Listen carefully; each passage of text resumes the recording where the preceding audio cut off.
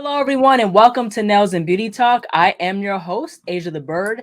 Today, I have a very special guest with us today. She is a press-on nail artist. Please welcome Ashley, aka Coveted Claws. Hello, Hey, Ashley, and welcome. hi, thanks for having me. I'm so excited.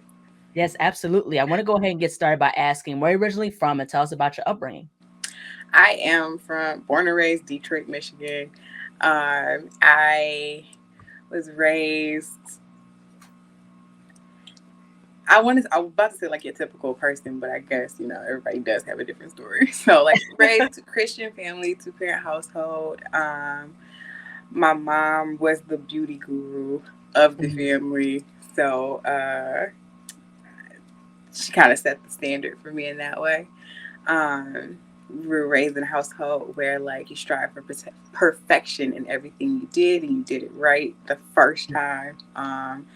Super loving, super goofy environment. We were able to try anything we wanted, be anything we wanted, Mhm. as long as we kept God at the head of my life, and like did what was right.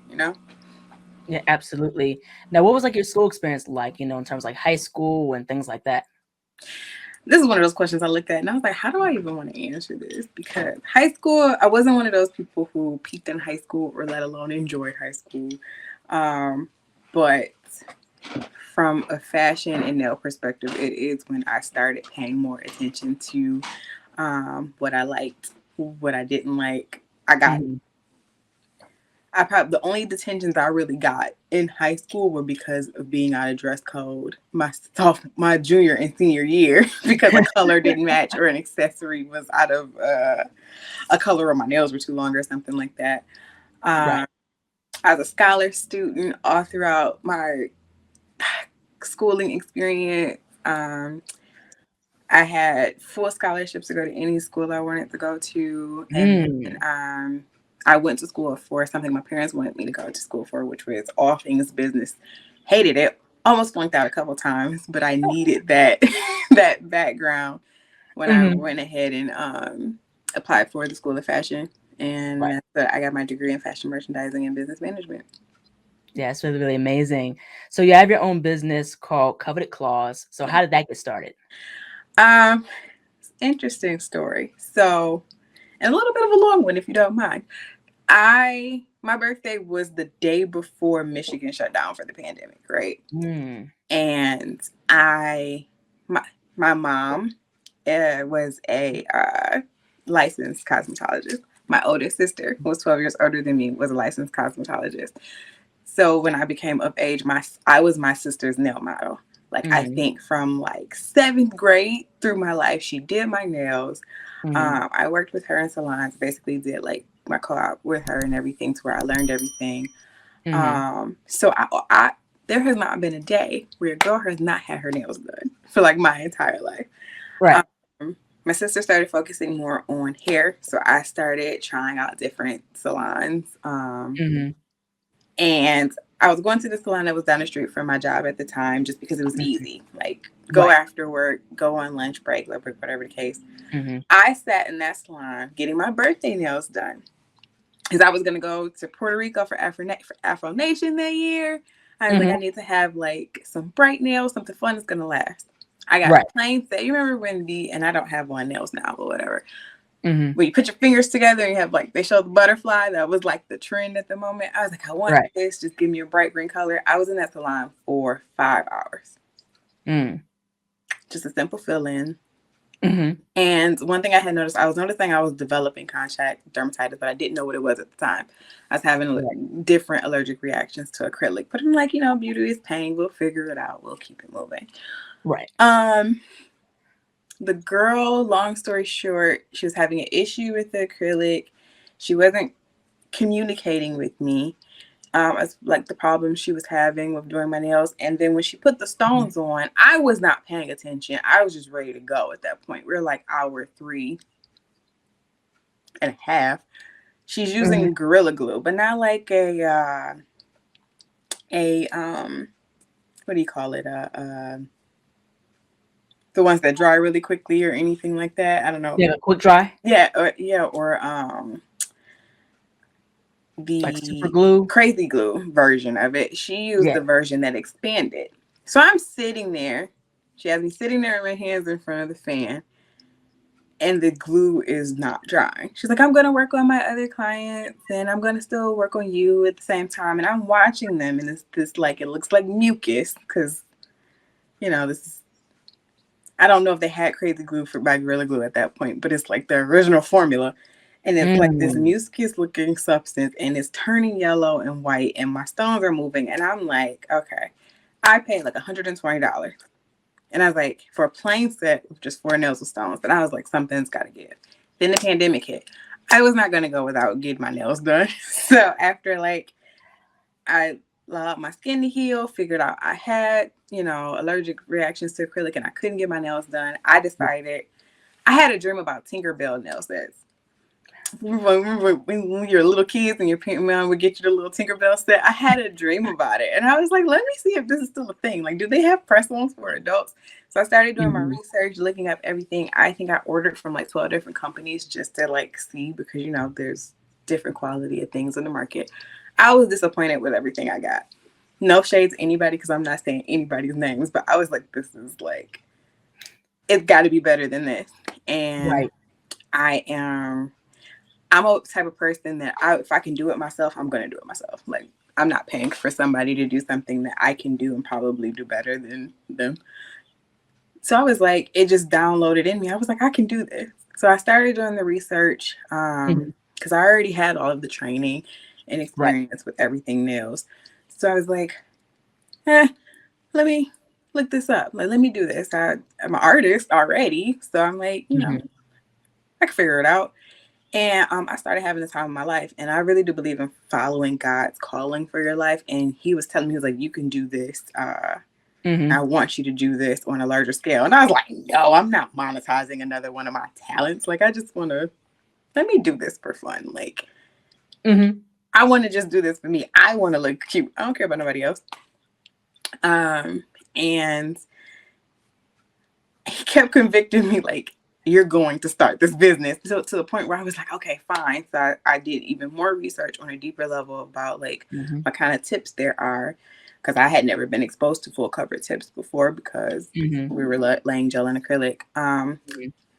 Fast forward, I am a wardrobe stylist by profession and training, and Mhm. I've worked in a lot of different luxury retail spaces, including Nordstrom, Tory Burch, Gucci, all of these different places. And my motto has always been, or the thing that I've always worked towards the most, is making sure women feel their best. Because when women feel their best and they feel like they look their best, we do our best.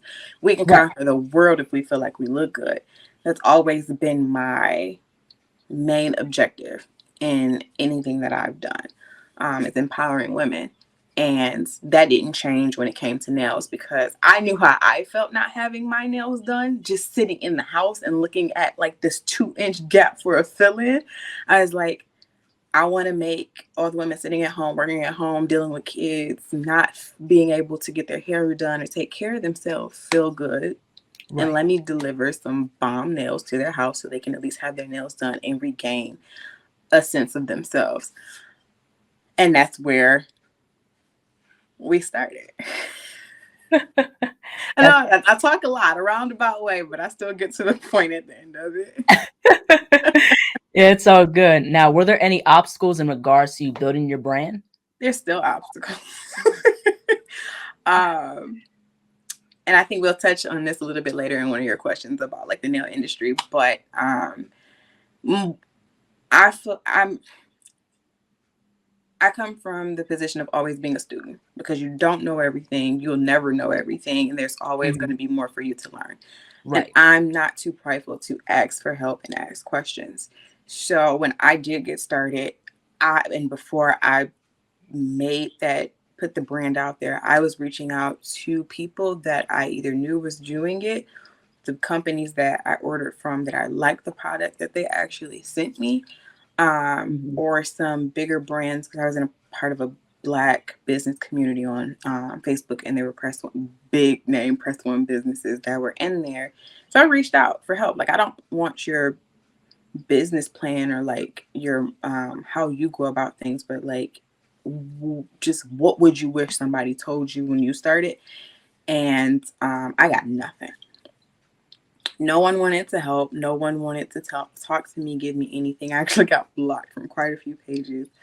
Mm. And that was hard for me because it was like, I have a thing, working on it, but like I don't like making certain kinds of mistakes that can be avoidable. Just the way we grew up striving for a certain amount of perfection. So it's like I didn't want to go into something feeling like I was less than half prepared. And I'm so used to access to information and people being able to say like, oh, don't waste your money on this top coat Right. because it gets dull after 5 minutes. Try this one instead. I'm looking for Mm. those kind of things, like nothing too crazy, or like what Right. platform is more efficient for someone doing the kind of things that I do. Right. Uh, so it was one of those things where I had to just suck it up and just not be scared to make mistakes and fail and just do it on my own without any help. There's also the struggle of being a social media based business because they don't teach you about, well, they didn't teach you about social media marketing. And when I was in college, I mean, I graduated in 2012 and I did 5 years. So social media marketing wasn't a real thing then for them to really Right. teach you. So it's like learning the pitfalls and the algorithm, Mm-hmm. and which I gave up on, but trying to learn how to like finesse the system and get in front of the people who not only Mm-hmm. want to see you win, but will actually spend money. Right. Uh, Mm-hmm. Also, kind of unlearning things that you did learn in school as far as business management and like branding and even like big box retail, about Right. how to run Mm-hmm. a business and how things are supposed to look. Because when I first started, it was no personality. It was no like sense of, how do I want to say this? Like I wasn't in my business. It was, this is the nails, this is the product. It was pretty robotic and strategic and kind of just like customer service. But I could have been an AI for all anybody would have known. And because that's how you were taught, like run a business, don't make it personal, don't do this, don't do that. And I had to unlearn that because I hated running it that way. And I was like, Mm-hmm. this is something that God wanted me to do, and I'm not enjoying it. So I got to be doing something wrong. So let me Mm-hmm. change this up, and finding it was okay to put me in it because I am what makes my brand. Right. Um, Mm-hmm. Reflecting my personality in a business is not taboo. Right. And it's actually what makes the luxury experience. Mm-hmm. Um, and just being okay with changing things. Mm-hmm. I guess those were some of the biggest. I could go on all day about obstacles because they come up every 5 minutes. But Mm-hmm. But yeah, but adding on to what you were saying, like I went to art school. I went Mhm. to Savannah College of Art and Design, and it was a cool art school because you learn different art forms and things like that. Yeah, But I wish that what art schools would do is to teach you more about, like how you said, the business aspect, because that hmm, helps you more prepared for your field in terms of yes, being a creative. So that's the thing. So like how you said, it doesn't teach you a lot with like marketing or like how to run a business. Like how you said, put yourself into it. And I yeah, think that's what's very, very important. I think it's not only just giving people what they want. I think it's also giving people something unique and something that no one has seen before. And yes, when you put you into it and you put your art style, whatever it is that you do into it, consistently, like people will be more engaged with you and will be attracted to your yep, artistry. yep. And I will say, I give, because I went to Wayne State, so I went to school here in Detroit. Mm, Um, One thing I will say that I was really proud of with like their entire program, their fashion program, especially the merchandising side, you had to take 2 years of business classes. It was a requirement before you got deep into the fashion part. So when I mhm, transferred over and I saw those currents transfer, I was like, oh wait, we just here for the art part now? Like I had to do this because mhm. they wanted you to be prepared no matter whether you went in for a buyer or you to be a buyer or to be in retail management, which is kind of Right. like the field that I went in. They prepared you, but then they also gave you the eyesight. Like I had to take all those art history classes. I had to take like the mixed media painting and charcoal Yeah, and same. all Life the design. drawing. They make sure you are well rounded. And I'm pretty sure now there's social media classes. 'Cause I remember they even had us do classes within designing within Photoshop and color Mhm. theory, just all these things I didn't knew existed at that time. Mhm. Um, but I do think that there's always room for improvement. Right. Um, Mhm. because it was also too like the balancing of both sides, like the artistic side, which is telling you to be free, be creative, Mhm. do whatever it is that you want to do. But then the business side was like, no, like people are not people. Salesmen are not people. You're a robot. Uh, Mhm. so that definitely was a transition for me. I mean, even like a Mhm. constant thing you have to balance because it's like you don't want to be too friendly with your customers because then they think they start to run things. But then Right. you also Exactly. you still don't want to be off-putting or Right. anything. Like so, yeah. Yeah, right, exactly. Now, in regards to pricing your pretzel nails, what has been the journey in regards to that? Like, did you find in the beginning, was it difficult for you to price your press-ons? Like, what was that journey like in terms of pricing? I don't want to say it's still kind of difficult, but I will say this year I finally got to a point where I feel like I'm charging more my worth. Mhm. Because in the beginning, let me say this: I am a perfectionist, and I can be a people pleaser. So Mhm. when I started, granted, I wasn't doing Mhm. things as intricate or time consuming as I'm Mhm. doing now, but Right. because I was afraid to because of the price. Right. But you didn't want to have something that was priced that would make people be afraid to Right. buy, especially like coming into it new, people weren't really. That's when Mhm. press was started to take off. So everybody was experimenting and trying them. They didn't see why a set would cost more than $40. So Right. excuse me, I was scared to put the price tag on it. Like I'm buying these $40 apray tips. Hold on, on Right. gel polish, $20 a bottle. Like I'm giving you everything you need in this box, and my box is $5 a box at that. Like I needed to price them higher, but I was terrified to. Mhm. Right. So it's just been a thing of communicating with my clients and being really transparent about like I don't want to make $5 an hour. I'm not in this to. I came out of pocket when I started this business. I don't want to run this business coming out of pocket and just explaining to them like, hey, these things take time. You guys sending me posts from Botino, which thank God he started posting his pricing because people were sending me his sets that would Mhm. take hours to do, and they're like, "Can you do this for $80?" And it's like, this is a $500 set, baby. No, I'm not doing this for $80. But it's just Right. understanding that even though I have imposter syndrome sometimes, like it's still work, it's still art, and I do deserve to be paid. Um, Right. and learning what that means. It's a constant process of growth and involvement with it. And I want to make sure I'm fully answering your question. um, because then I would get kind of self conscious. Even like I came from an industry where jeans started at $150. Okay, so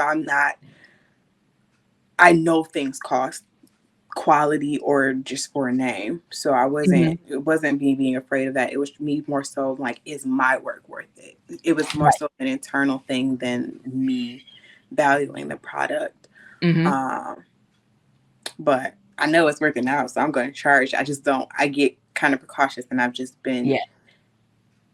slowly acclimating my clients. Like, hey, Mhm. there's going to be a slight price increase. Like, Right. and getting them there so they know, like, they see something, they're like, all right, they already know, like, I already know that's going to be $120. And it's like, I'm glad you know. Yeah, right, exactly.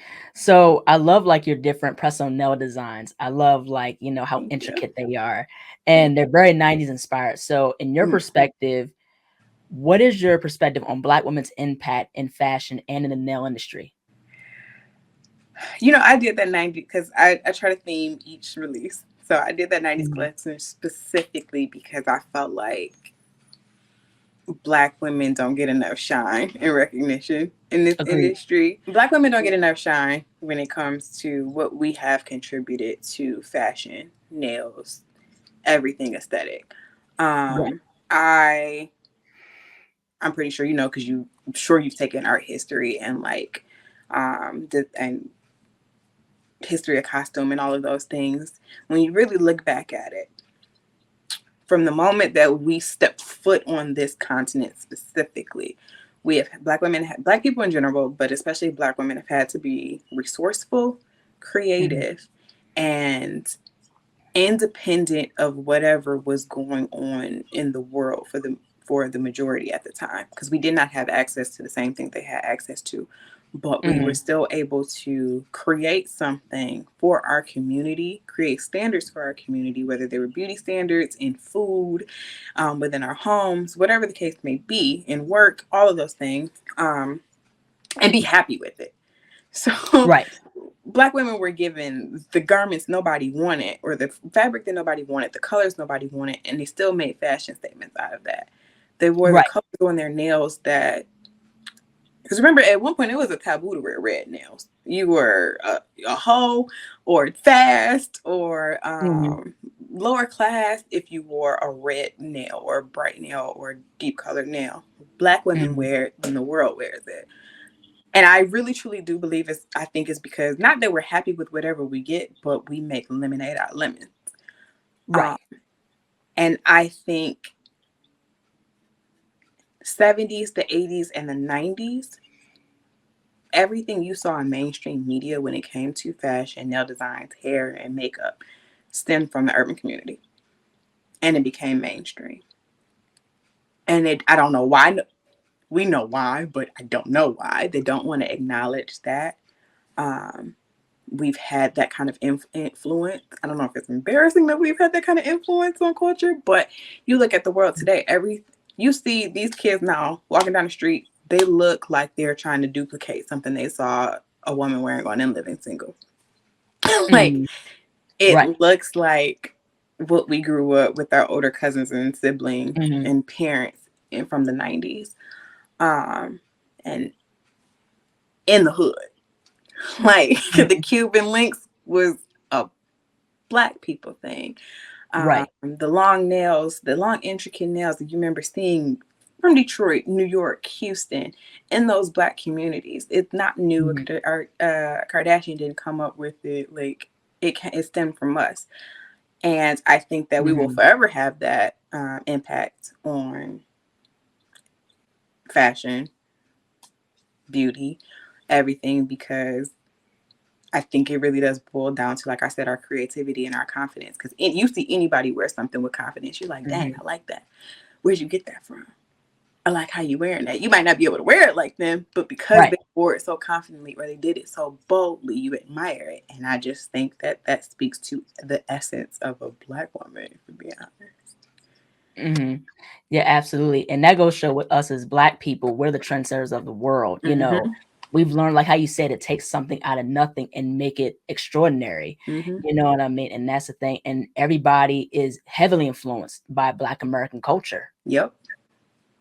Yeah. Yep. So it's like, people follow to the beat of our drum.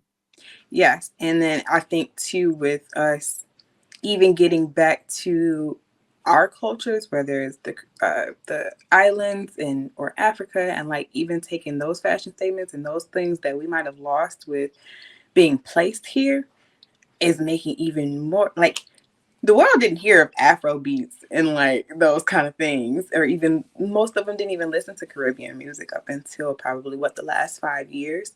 Hmm. But it's because we wanted to know more about ourselves and we wanted to connect more, and more. The more we embrace who we are and where we come from, the more the world tries to snatch it. Right. Um, I lost my point there. I'm sorry. My Let's go. Take your mind. time. Um, but it's just like the more we Hmm. even dig deep to who we are, the more you see everyone else around us adapting what we're embracing.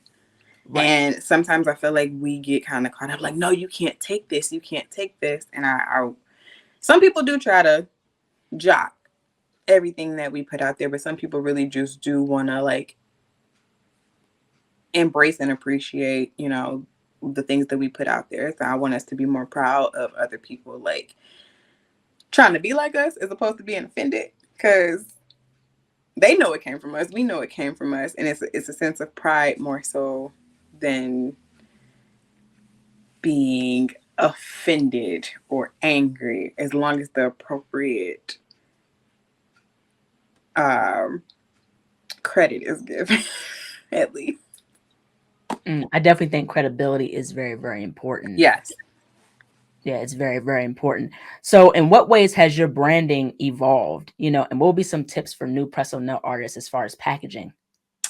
Don't be cheap.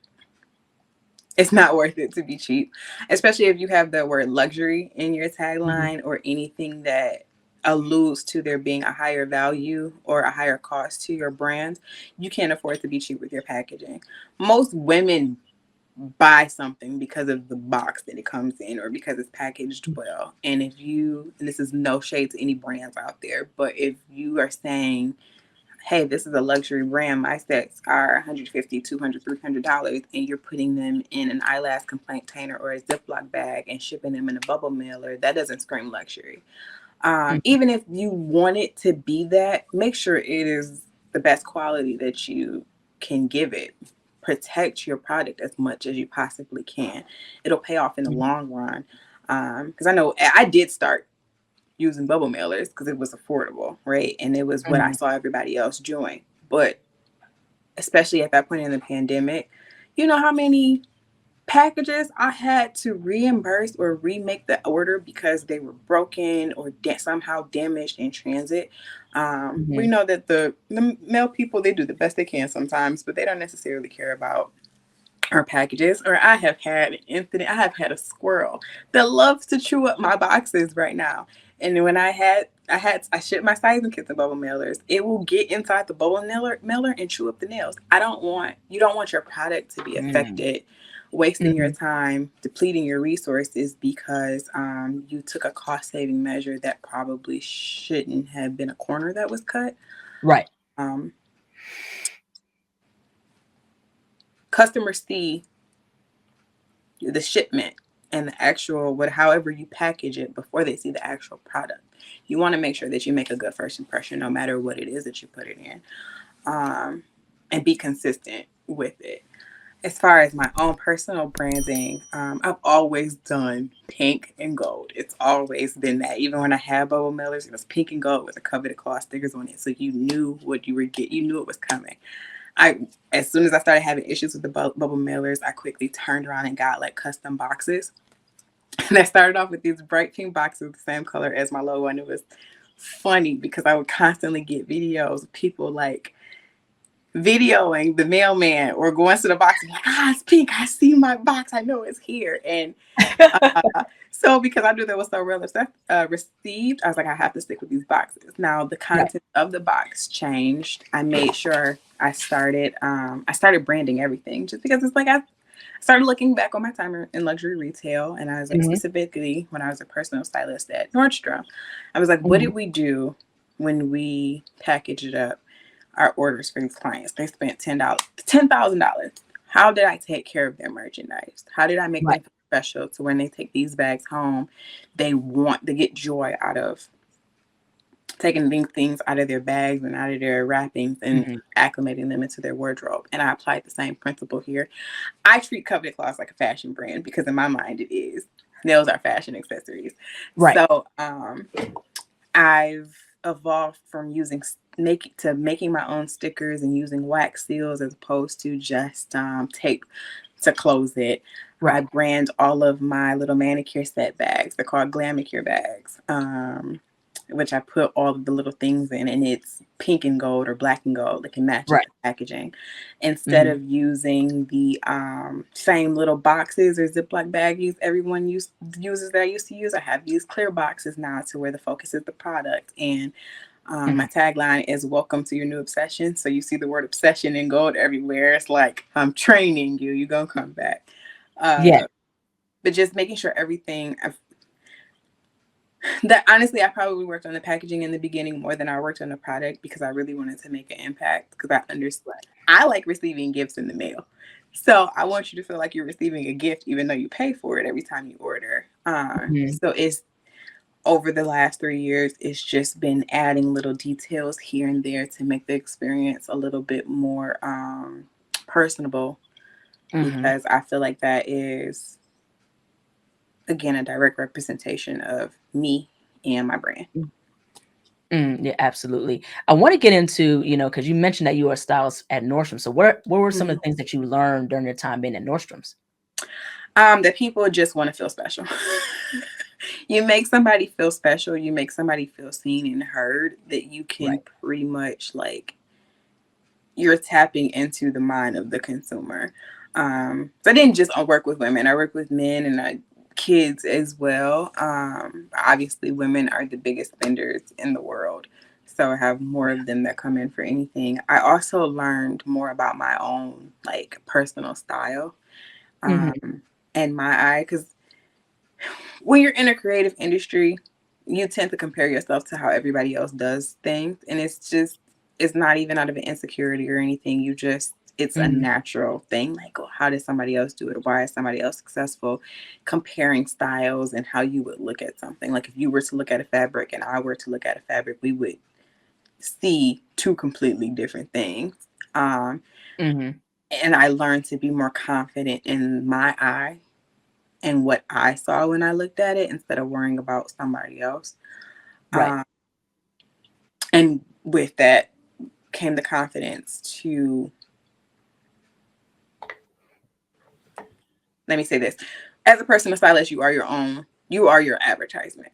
If Right. you can't dress yourself, if you don't look put together, no one else is going to come to you Right. because they're like, you can't even take care of yourself. Why would you want to dress me? So it Right. started with me looking more at myself and my style and the messages I wanted to portray.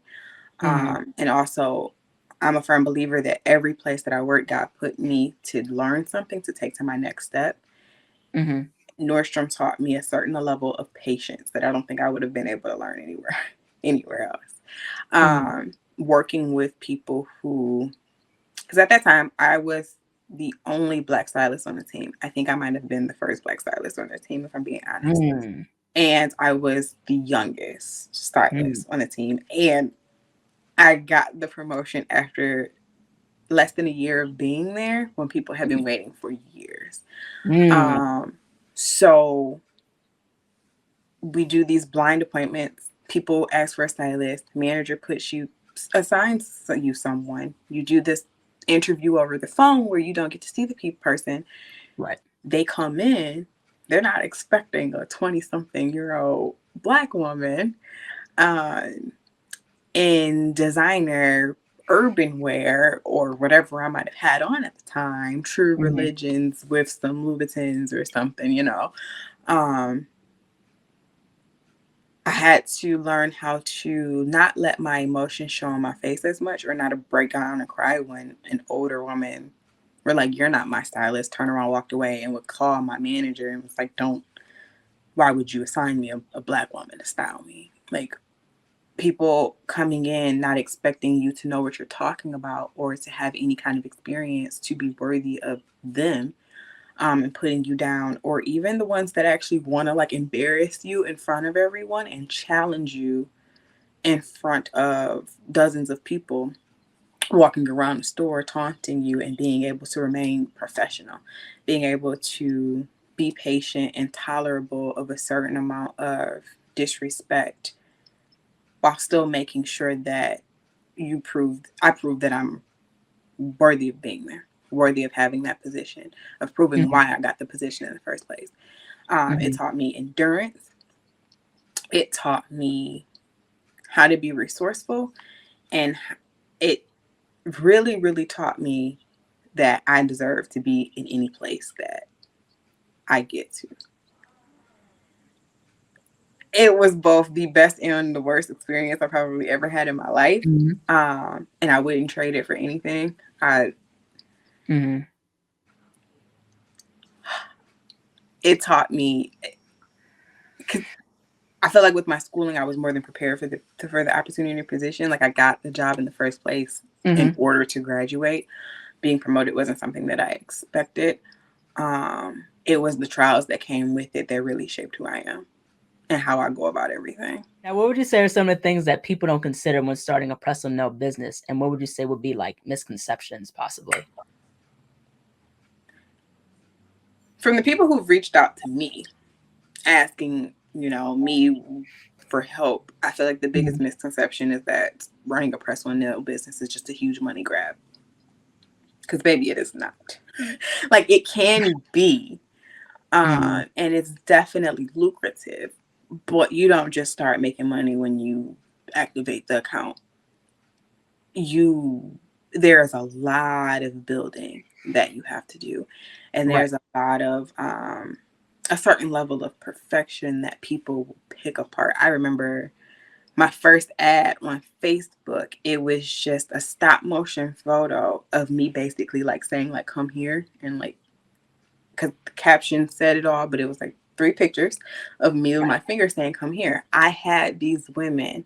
Now I'm hairy. I remove the hair off my arms, I get a manicure, I do all the things to make sure like my hands and my arms are presentable Mhm. when I'm taking pictures and video. I Right. had these people dragging me like, are these men? And I don't have big hands.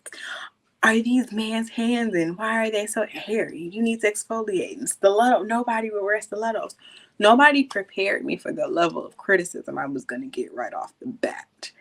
So you have to have a certain amount of like thick skin. Otherwise, you're just going to be on your phone combating comments all day, every day. Yeah, tough Um, skin, yeah. mm, you got to be prepared to hint for criticism because not everybody's not going to receive everything well, but everybody feels like they have a right to voice their opinions because of social media. Right. Um, Another misconception I think people have is that nail art is just nail art and you can steal or recreate anything you see because nails are nails and no one cares.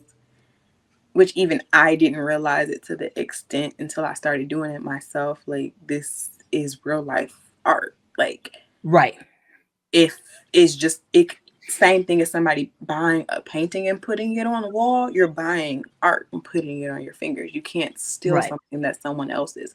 You can't just do this because you see people making money off of it. You actually have to have a passion for it. You have to Right. actually want to do it and have Mhm. design experience. Like it doesn't just come natural. Right. Painting and put there's even an art to painting a coat of nail polish. Like it's not as easy as we make it seem. Right. Um, what was the first part of your question? What are some things that people don't consider in terms of, having a press on nail business? So one of the same things I didn't consider, which is that you have to build your audience on social media.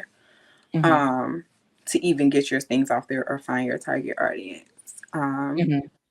Or even that the fact that like just because somebody buys from you, they're going to be loyal. Baby, it's a million other press on nail businesses.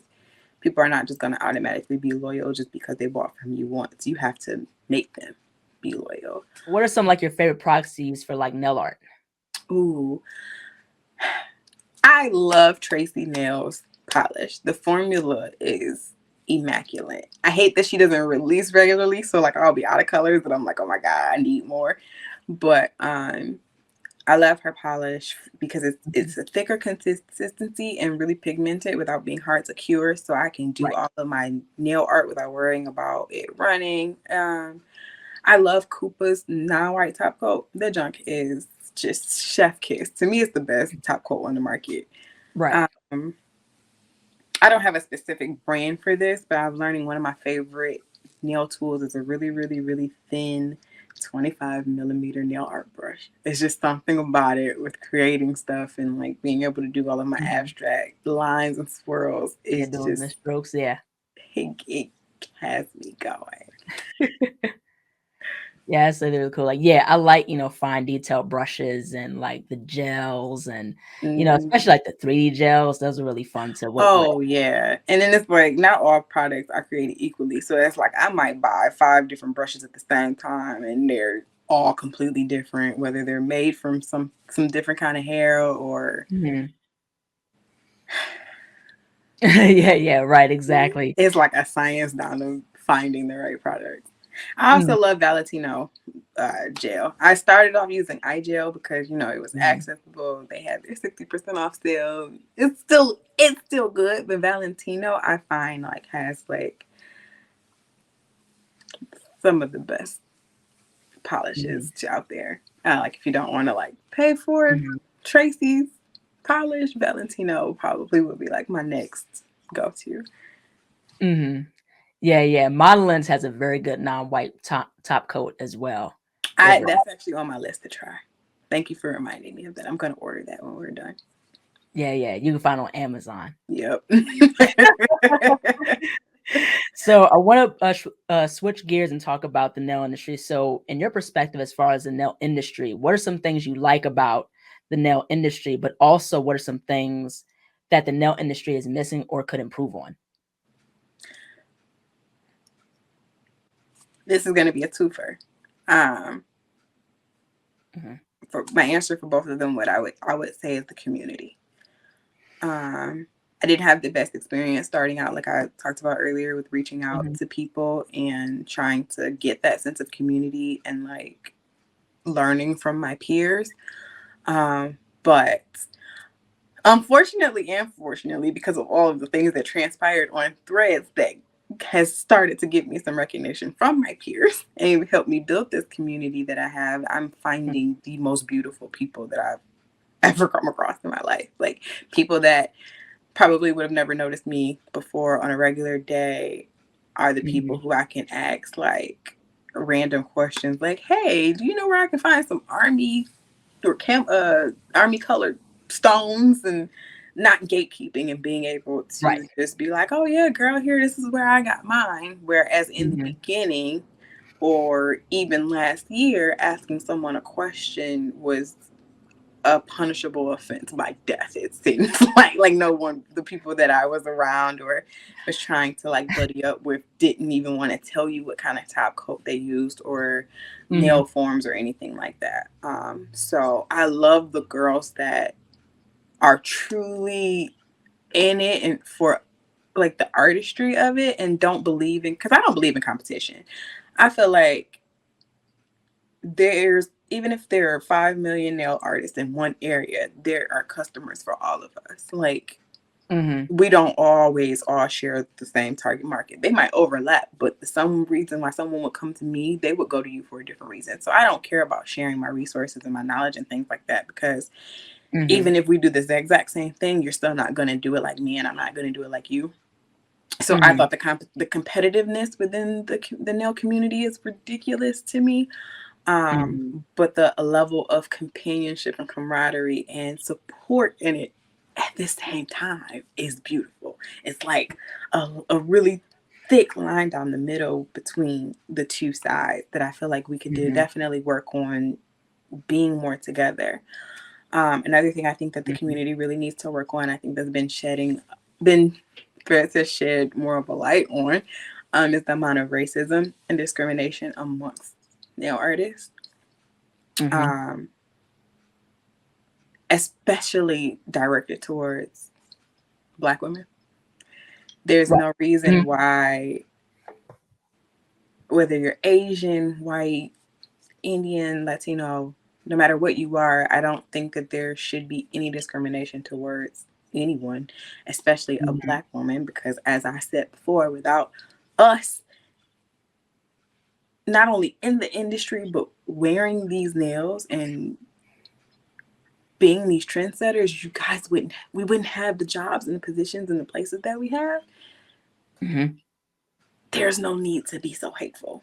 There's no need for these really, really biased misconceptions, perceptions, and even like stereotypes that have been disproven time and time again against Black people and Black women within culture and within nails. There's no reason for that. Like at that, Right. it's a choice to be that stupid at that point, especially Mm-hmm. considering I can guarantee you there is no nail artist out there who doesn't have a majority of their client base being an African American woman. So you Mm-hmm. really don't have the right to be racist. We need to work on that. And there needs Mm-hmm. to be more people calling it out and more people being less tolerant of it. Mm-hmm. Um, I know you were there. You saw a lot of the things that have happened on social media within like Mm-hmm. a month or two. And Mm-hmm. Really, really proud of you and others who I saw step up and speak up against certain things, and really, really disheartened by certain people who you thought should speak up that didn't. Mm-hmm. And I think as a community, we need to do better with that. Mm-hmm.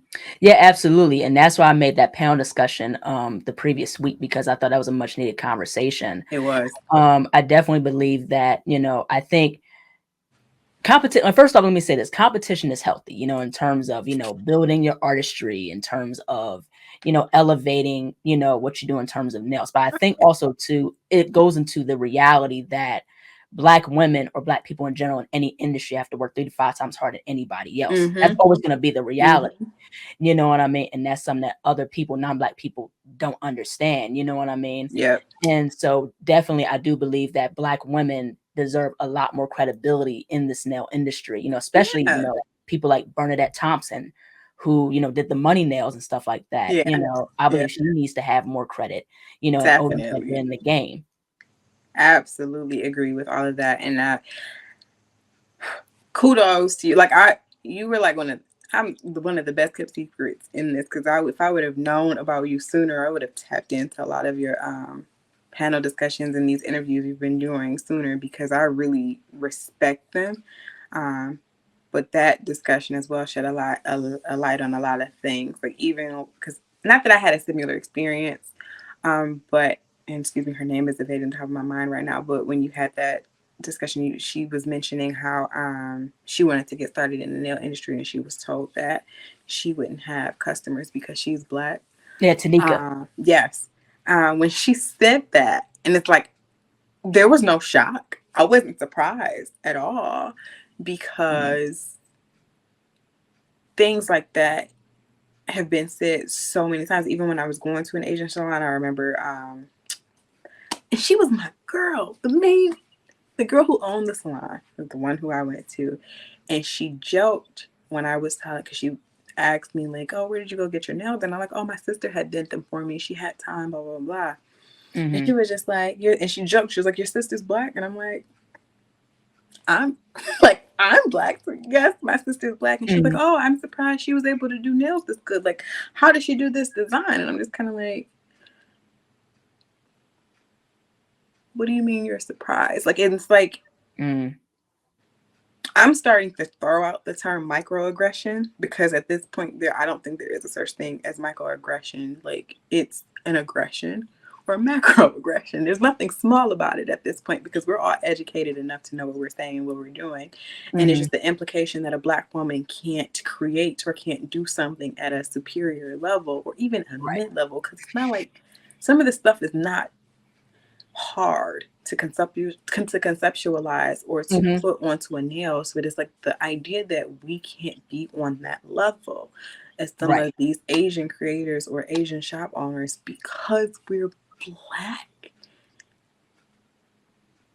Like, Mhm. what is in the water? Like, what Right. drugs are we on? Because I don't. Mhm. If I can wear it, I can create it. If I can see it, I can translate it. Like, just Mhm. as an Asian would, just as a white woman would, just as anybody would. Right.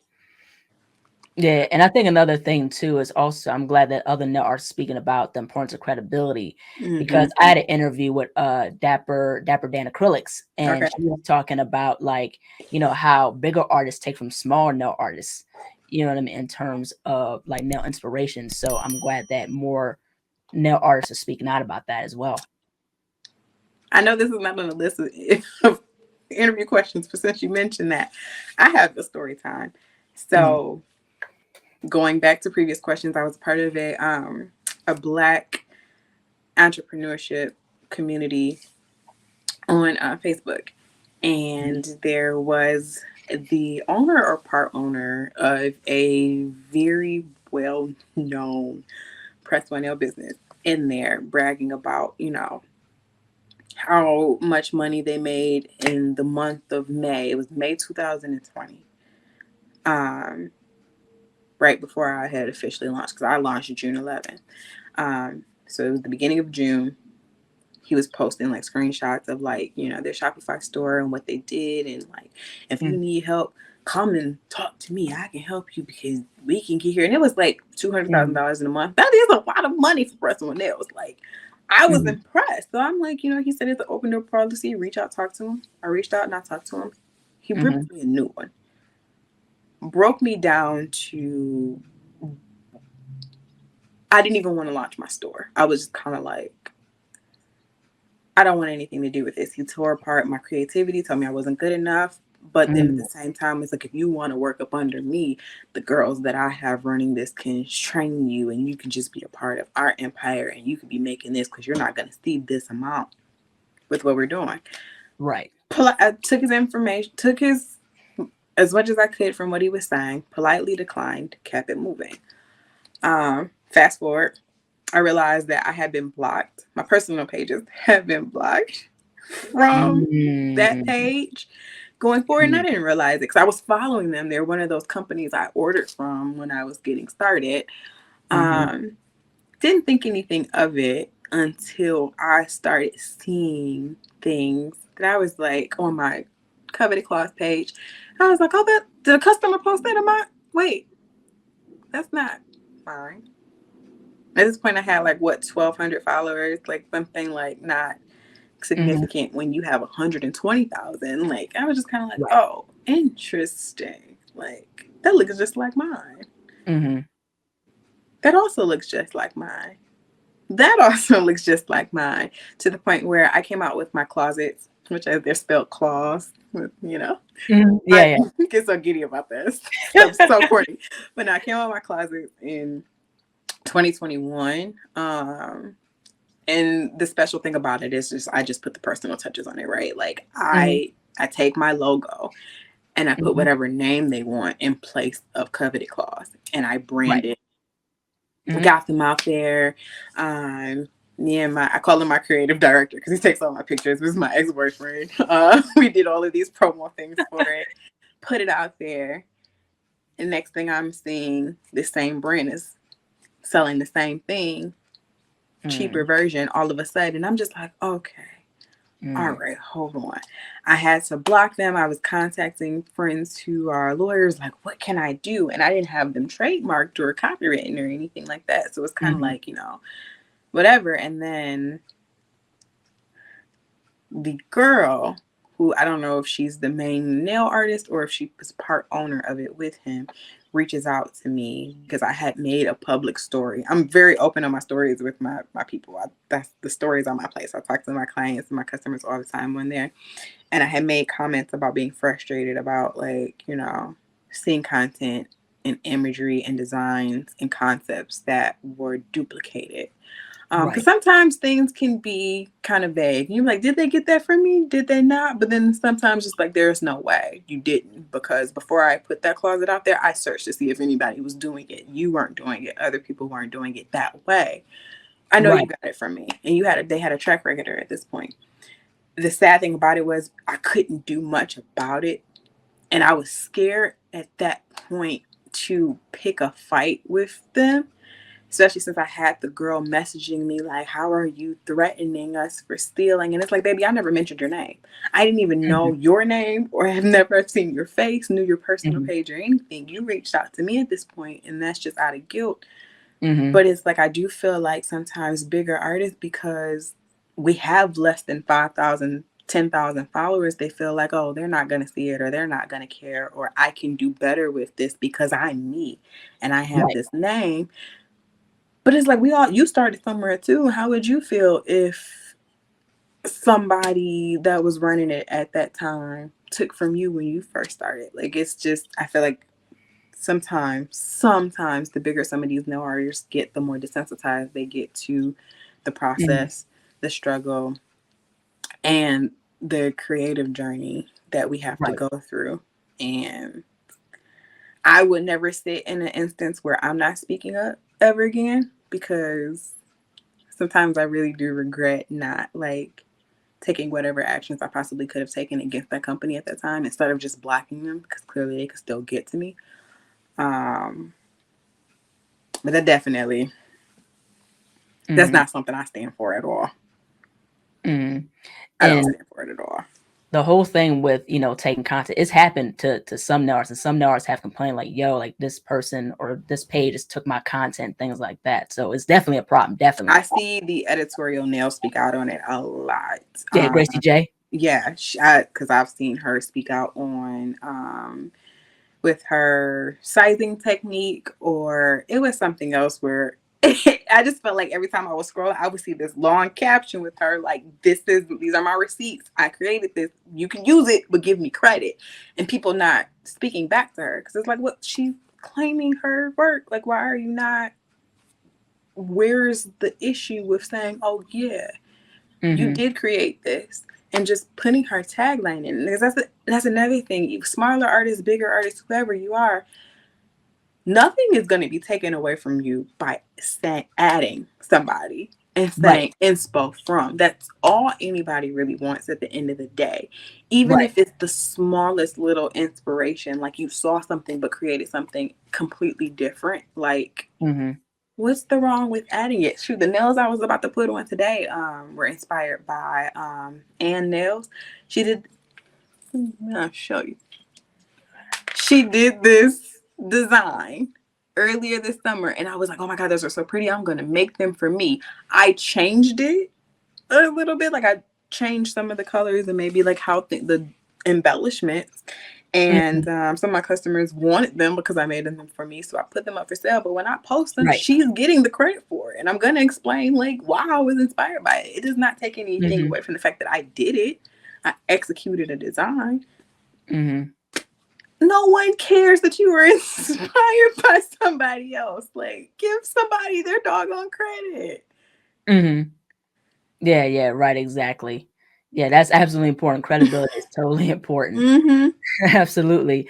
Like, Now you I would have want been kicked out of school if you didn't cite your sources on a research paper. I don't understand why the concept is so hard. We all know that. yeah, right, exactly. Now I want to switch gears and talk about your jewelry brand called 15 and Co. Oh. So you have your other brand called 15 and Co. and you sell jewelry. So what was the decision behind selling your own jewelry? So I don't know if I made this clear enough, but nails was not on my bingo card. Like, it was always fashion. So when me doing, if Coveted Claws is my job, 315 and Co would be my passion project, which 315 is my birthday. And it was another thing where God like downloaded me, like, you can still have this brand. Because originally back in either 2017 or 2018, I was going to start a fashion brand. And I had a friend at the time who knew this and decided to start one. We were working together, you know. Maybe I shouldn't say that because everybody gonna know exactly who I'm talking about. But Right. we were friends. She knew I wanted to do it. She kept it a secret, did it. No issue with me, but at that point, I felt like I couldn't do it because I thought people would think that I was jocking off her if I did. Right. And I didn't want that, so I just took a back seat and I supported it. I probably bought every single piece that she ever released because I'm that kind of friend. Like, I'm gonna support you till the wheels fall off. But it's something that I always wanted to do, and I felt like I couldn't because other people I knew were doing it. And with me modeling for Coveted Claws, I honestly low-key got kind of tired of like trying to find jewelry and spending all these money on these pieces because all the jewelry and everything are things that I own. And God talks to me in dreams. I had a dream that I had this luxury brand that started off with jewelry and high quality jewelry and accessories. So unlike what I did with Coveted Claws this time, I did not hesitate. I just started doing the research, found vendors, found pieces that I like, which everything I have on is from 315 and Co. And I just went with it. It is, I haven't put as much time and effort as I have with Coveted Claws because this year was a year, but it eventually will be a full fashion brand. There will be other accessories. There will be clothing. I don't think I'll get into shoes and purses, but maybe like hats and sunglasses and things because that's where my true passion is style and fashion and everything. So that's the story behind 315. Yeah, it's really, really cool. What are like your top 3 favorite like fashion designers? You're asking me an impossible question. I say it's impossible because I don't have like as long as everything is topped with glam, I will Right. try any kind of style. Mm-hmm. But I personally, I love everything about Alexander McQueen. Mm-hmm. There is, let's just say that man is missing. He's missed from the fashion industry, and like Right. it's everything about him was innovative, unique, and just beautifully done. All Mm-hmm. of his textiles, the fabrics that he used, and the way that he put things together, and the color traces, the silhouettes. I always fangirl for Alexander McQueen. Yeah, same. Um, as far as another major brand, I've always been a fan of Fendi. Mm-hmm. Um, I think Fendi.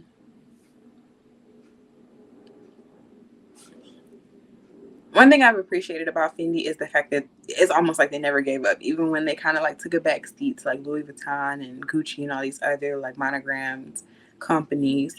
They never stopped. They never tried to keep up with the world. They still stuck to them and what they did best, Right. their branding, their packaging, the way that they did things, and they kept putting out quality products even when they weren't recognized, and like just the history of the company and everything, and the way that their brand was built, and the fact that I feel like they're one brand that never, which I'm pretty sure somebody would find it somewhere in history, but they're one brand that never really had too many issues with representing people of color, or with people of color wearing their pieces. Mm-hmm.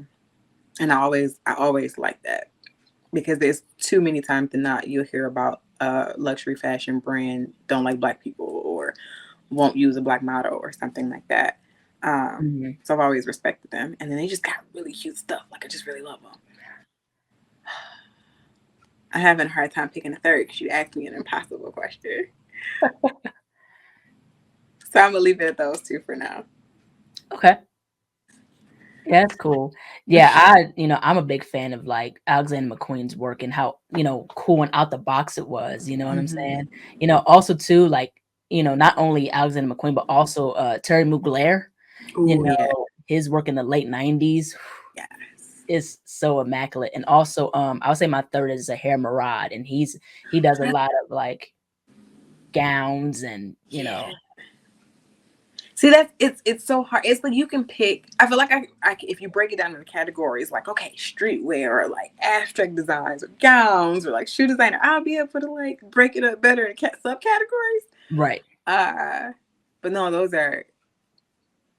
are true artists, the ones that you mentioned. Like those people truly put like their foot in it's like they took their mind and just splattered it Mhm, on whatever canvas that they worked on.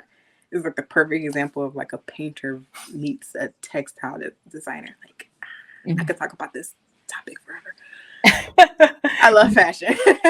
Yeah, yeah, yeah. Me too. Fashion is really, really cool. I Mhm. love to dress up and I like having my own style, like, like sweatpants, sneakers, Yeah, things like that. yeah. Like I said, as long as anything is topped with glam, I'll wear it. I'll give anything a chance.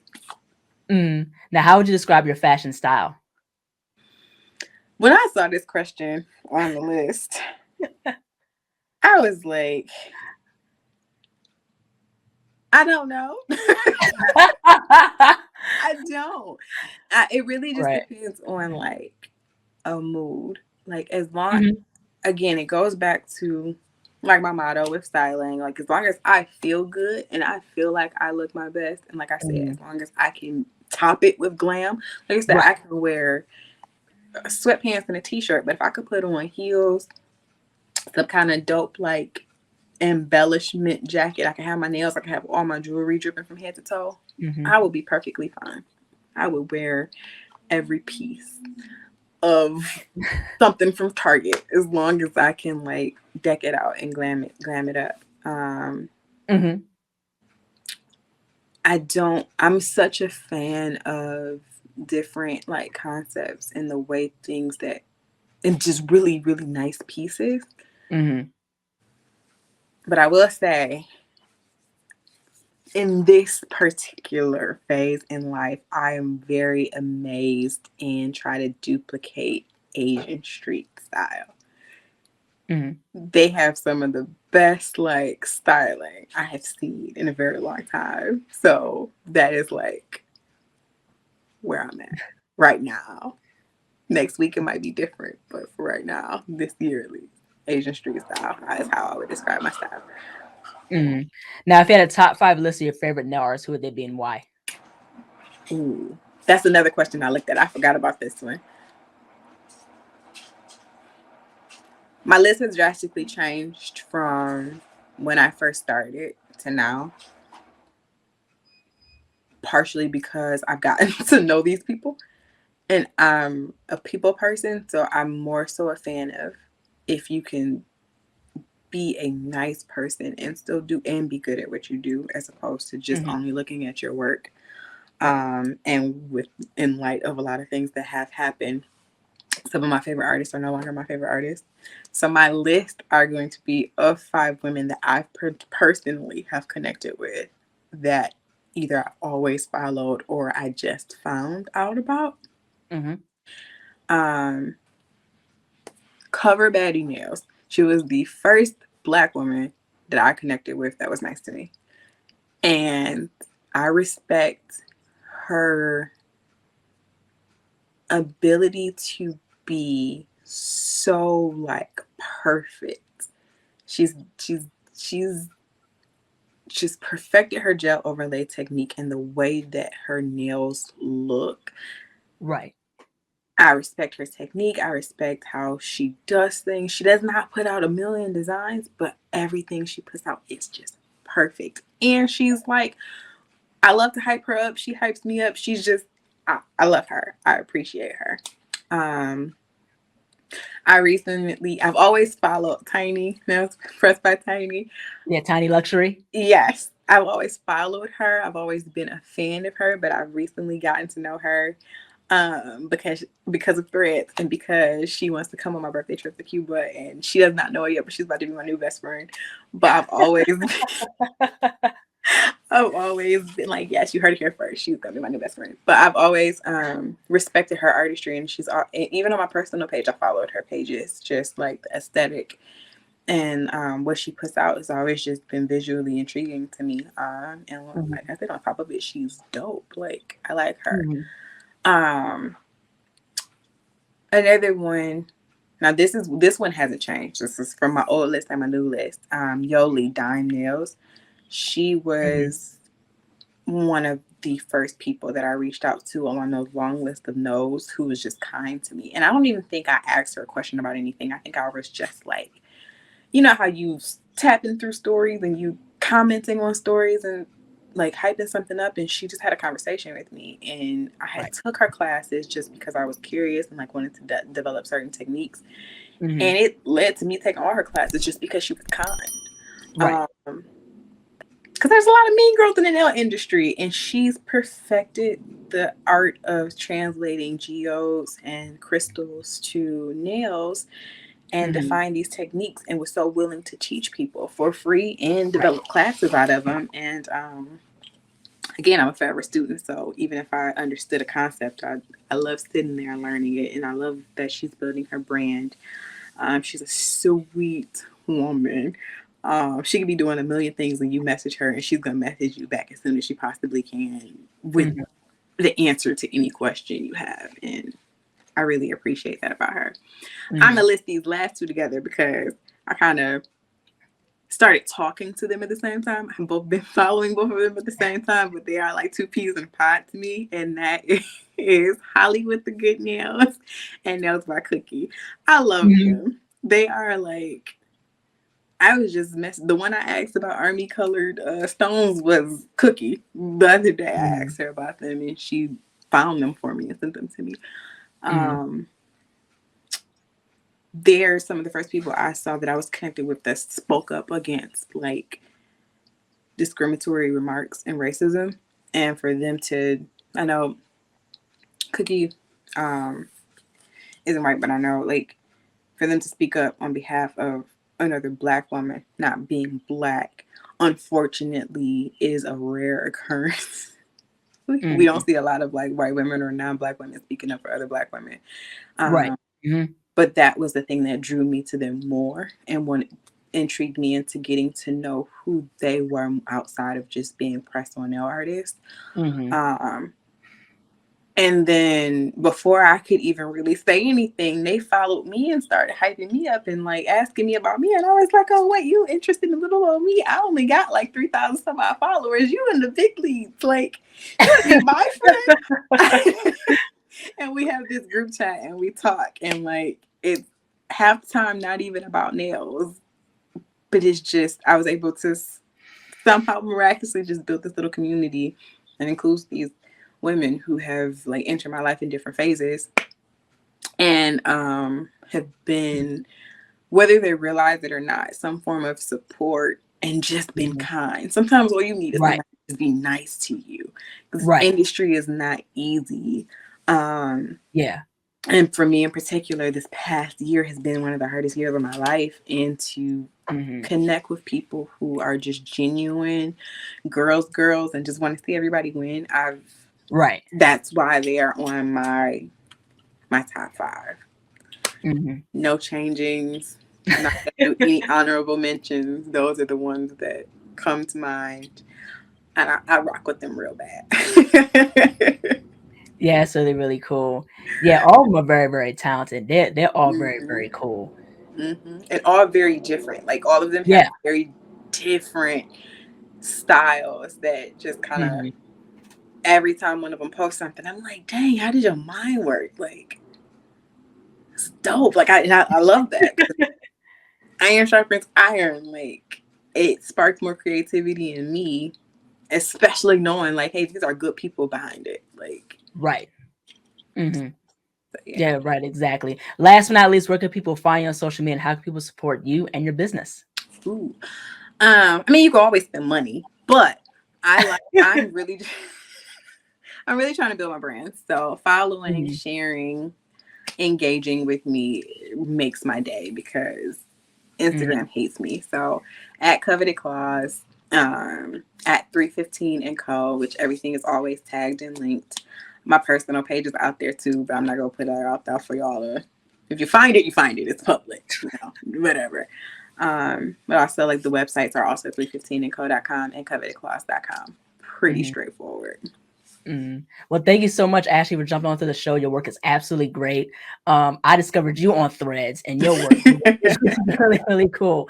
So thank you so much for this wonderful conversation, talking about your passion for fashion, nails. I really enjoyed this conversation. Just thank you so much, and keep up with what you're doing.